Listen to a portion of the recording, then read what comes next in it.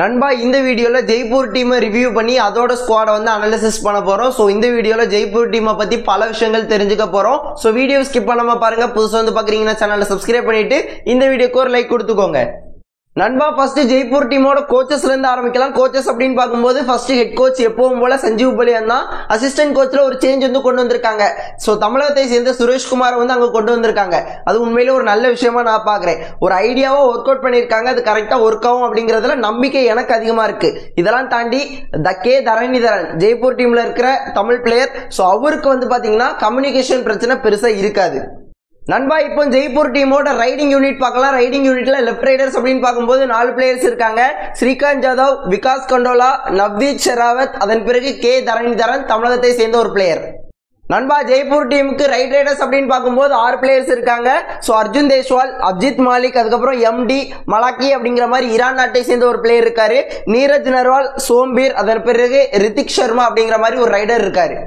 நண்பா ஓவராலா ஜெய்ப்பூர் டீமோட ரைடிங் யூனிட் வந்து பக்காவா பேலன்ஸ் ஆகுது. ஏன் அப்படின்னு கேட்டீங்கன்னா சோ லெஃப்ட் ரைடர்ஸ் அப்படின்னு பார்க்கும்போது உங்களுக்கு மெயினா 2 ஆப்ஷன் இருக்கு. ஸ்ரீகாந்த் ஜாதவ், விகாஸ் கண்டோலா. அவங்களுக்கு பேக்கப்பா ஒரு யங் பிளேயரும் இருக்காரு. அதன் பிறகு நம்ம தமிழகத்தை சேர்ந்த கே தரணிதரனும் இருக்காங்க. ஓகேங்களா?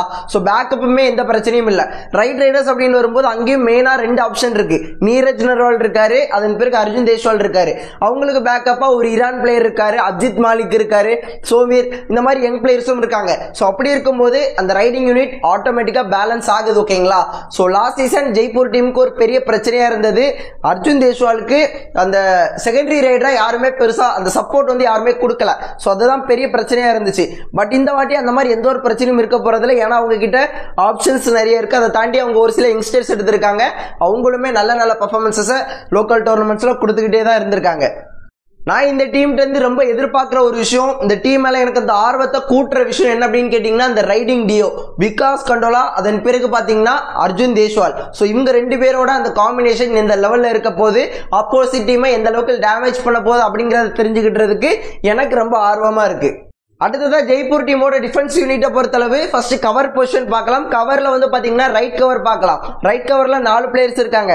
சுர்ஜித் சிங், ரவிக்குமார், அமீர், அதன் பிறகு நிதின் குமார் அப்படிங்கிற மாதிரி 4 பிளேயர்ஸ் இருக்காங்க. அதே போல லெஃப்ட் கவர்ஸை பொறுத்தளவு 2 பிளேயர்ஸ் இருக்காங்க. ஒன்னு வந்து பாத்தீங்கன்னா ரிசா மிர்வகேரி, இன்னொன்னு பாத்தீங்கன்னா அபிஷேக் கேஎஸ். ஓகேங்களா? இந்த மாதிரி ஒரு 2 பிளேயர்ஸ் இருக்காங்க. அடுத்ததா ஜெய்ப்பூர் டீமோட கார்னரை பொறுத்தளவு லெஃப்ட் கார்னர்ல 2 பிளேயர்ஸ் இருக்காங்க. ஒன்னு வந்து பாத்தீங்கன்னா அங்குஷ் ரத்தி, இன்னொன்னு வந்து பாத்தீங்கன்னா மயங்க் மாலிக். அதே போல ரைட் கார்னர்ஸ்ல வந்து பாத்தீங்கன்னா 3 பிளேயர்ஸ் இருக்காங்க. லக்கி சர்மா, முன்னாள் தமிழ் தலைவாஸ் பிளேயர் அர்பித் தரோகா, அதன் பிறகு இன்னொன்னு வந்து பாத்தீங்கன்னா ரெனாத் சௌத்ரி அப்படிங்கிற மாதிரி ஒரு பிளேயர் இருக்காரு.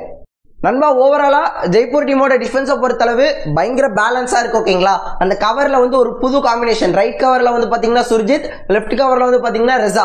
சோ அதே போல கார்னர்லயும் ஒரு புது காம்பினேஷன். லெஃப்ட் கார்னர்ல அங்குஷ் ரத்தி, ரைட் கார்னர்ல லக்கி சர்மா இல்லனா அர்பித் சரோகா. சோ அவங்க தான் மெயின் ஆப்ஷனா இருப்பாங்க. அவங்களுமே பேட் ஆப்ஷன் இல்ல, நல்ல பிளேயர்ஸ் தான். அவங்க யாருன்னு இதுக்கு முன்னாடி ப்ரூவ் பண்ணிருக்காங்க. சோ அப்படி இருக்கும்போது அந்த இடத்துலயும் பெருசா ஓட்டைகள் இருந்த மாதிரி தெரியல. ஓவராலா டிஃபென்ஸை பார்க்கும்போது பயங்கர பேலன்ஸா இருக்கு. ஓகேங்களா? சோ இந்த பிளேயர்ஸ்க்கு பேக்கப் நல்ல டேலண்டடான யங் பிளேயர்ஸ் இருக்காங்க. சோ அப்படி இருக்கும்போது பேக்கப்புக்கும் எந்த ஒரு பிரச்சனையும் இல்ல. இந்த டீம்ல எந்த இடத்துல பிரச்சனை வருது அப்படின்னு கேட்டீங்கன்னா அந்த டிஃபென்ஸை யாரு லீட் பண்ண போறாங்க அப்படிங்கறதா. சுர்ஜித் சிங் அப்படிங்கிற மாதிரி உங்களுக்கு ஆப்ஷன் வந்து கிடைக்கலாம். ஆனா சுர்ஜித் சிங் வந்து பாத்தீங்கன்னா சுனில் குமார் அளவுக்கு டீமை கண்ட்ரோல் பண்ணுவாரான்னு கேட்டீங்கன்னா கண்டிப்பா கிடையாது. அததான் லாஸ்ட் சீசனுமே நீங்க பாத்தீங்க. பெங்களூர் டீமுக்காக பிளே பண்ணும்போது சோ அவரை தவிர மத்த எல்லா டிஃபெண்டருமே அவசரப்பட்டு பாயிண்ட் கொடுத்துட்டே இருப்பாங்க. ஆனா சுர்ஜித் வந்து அவரோட இண்டிவிஜுவல் கேமை ப்ரூவ் பண்ணணும் அப்படிங்கிறதுக்காக, அவர் கேப்டன் கிடையாது, அவரோட இண்டிவிஜுவல் கேமை ப்ரூவ் பண்றதுக்காக எல்லா அட்டாக்லயும் அவர் பண்ணி சக்சஸ்ஃபுல் ஆக்குவாரு. ஆஸ் இண்டிவிஜுவல் பிளேயரா அவரால் பயங்கரமா பிளே பண்ண முடியும். அவர்கிட்ட நீங்க ஒரு லீடர்ஷிப் கொடுக்கும்போது அவர் பயங்கரமா அடி வாங்கியிருக்காரு. சோ அப்படி இருக்கும்போது இந்த இடத்துல அந்த லீடர்ஷிப் குவாலிட்டி யார் பண்ண போறாங்க அப்படிங்கறதா ஜெய்ப்பூர் டீமுக்கு டிஃபென்ஸை பொறுத்தளவு ஒரு பெரிய பிரச்சனையா இருக்க போறதா நான் பாக்குறேன். சோ இது இல்லாம ஜெய்ப்பூர் டீமுக்காக சுர்ஜித் சிங் அந்த ரெஸ்பான்சிபிலிட்டிஸ் எடுத்து டீமை கரெக்டா கண்ட்ரோல் பண்ணி கொண்டு போனார் அப்படின்னா இந்த பிகேஎல் சீசன் 11 பிளே பண்ற எல்லா ரைடர்ஸ்க்கும் சிம்ம சொப்பனமான டிஃபென்ஸ் டீமா டிஃபென்ஸை பொறுத்தளவு ஜெய்ப்பூர் டீம் இருப்பாங்க. ஓவராலா ஜெய்ப்பூர் டீம் ரைடிங்லயும் சரி டிஃபென்ஸ்லயும் சரி பயங்கர பேலன்ஸா இருக்காங்க. ஓகேங்களா? சோ இப்படி இருக்கும்போது பேக்கப் பிளேயர்ஸுமே உங்களுக்கு நல்ல பிளேயர்ஸா இருக்காங்க. இருந்தாலும் அந்த லீடர்ஷிப் குவாலிட்டி, அந்த ரெஸ்பான்சிபிலிட்டிஸ் யார் எடுத்து பிளே பண்ண போறாங்க அப்படிங்கிறது வந்து ஒரு பெரிய கேள்விக்குறி இருக்கு. சோ அதனால இந்த டீமுக்கு 10க்கு 7 மார்க் நான் கொடுப்பேன். நீங்க எவ்வளவு கொடுப்பீங்க அப்படிங்கறத கமெண்ட்ல சொல்லுங்க. அதை தாண்டி ஏதாவது குற்றம் குறைகள் இருந்தா அதையும் கமெண்ட்ல சொல்லுங்க. சோ அடுத்த வீடியோல வந்து திருத்திக்க முயற்சி பண்றேன்.